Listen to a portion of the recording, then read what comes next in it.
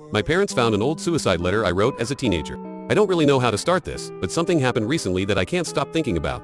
My parents found a suicide letter I wrote when I was younger. I don't even remember how old I was, but I must have been a teenager. One of those phases where everything feels like the end of the world. The worst part is that the letter was stupid. I don't know how else to describe it. It was full of exaggerated, dramatic thoughts that, looking back now, don't even make sense. And the worst part, I had scribbled over it, as if even back then, I realized how ridiculous it was. But there it was, stuck somewhere in a drawer, waiting to be found years later.